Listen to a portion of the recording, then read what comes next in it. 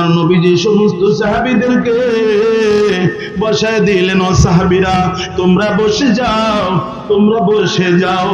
এ ফজল যাও যাও, আমার ওই চাবুকটা এখনো ফাতেমার ঘরের মধ্যে রাখা আছে, যাও আমার ফাতেমার বাড়িতে চলে যাও, আমার ফাতেমার বাড়িতে যাইয়া চাবুকটা নিয়ে আসো।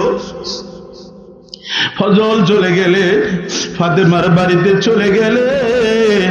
ফাতেমার বাড়িতে যাওয়ার পর চাবুকটা যখনই নিবে, ফাতেমা ডাক দিয়ে কয়, আমার বাবার চাবুক কেন নিয়ে যাস রে? আমার বাবা না অসুস্থ, আমার বাবা না হাঁটতে পারে না, আমার বাবা চাবুক দিয়ে কি করবে?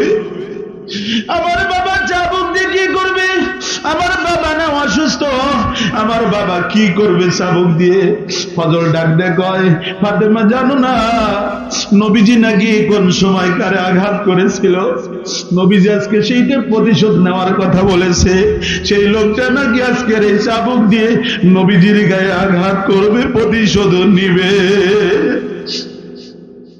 ফাতেমা চোখের পানি ছেড়ে দিয়ে হাসান হোসেনকে ডাক দেয়, এ হাসান কই,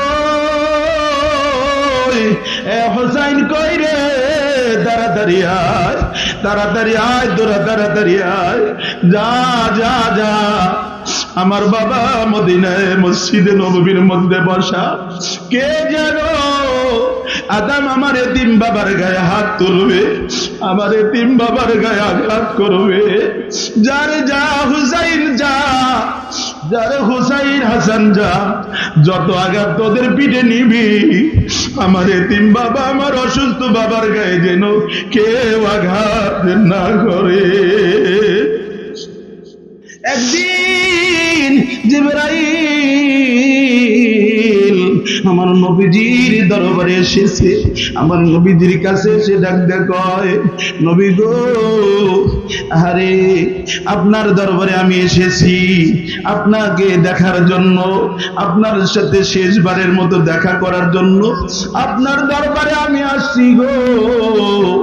আল্লাহর নবী ডাক দিয়ে কয়, জিবরাইল তাহলে কেন কান্দো? আল্লাহর নবী এই কথা বলার পর জিবরাইল আমিন ডাক দিয়ে কয়, নবী গো, আমি কোন নবীর কাছে মাত্র 200 বার, কোন নবীর কাছে 300 বার, কোন নবীর কাছে আমি 3 দিন 4 দিন এসেছি, কোন নবীর কাছে 10 বার এসেছি। নবী গো,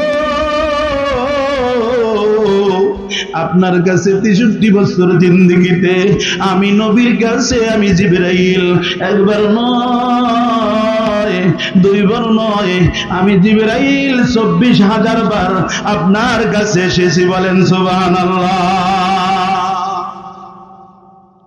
ইয়া রাসূলুল্লাহ, ইয়া হাবিবাল্লাহ, আপনারে আমি এতবার দেখেছি, আমি আর আপনার এই সুন্দর চেহারা দেখব না। নবী গো, আপনি কি আল্লাহর ডাকে সাড়া দিবেন না? আল্লাহর ডাকে কি সাড়া দিবেন না? আপনার উম্মতের মাঝে থাকবেন?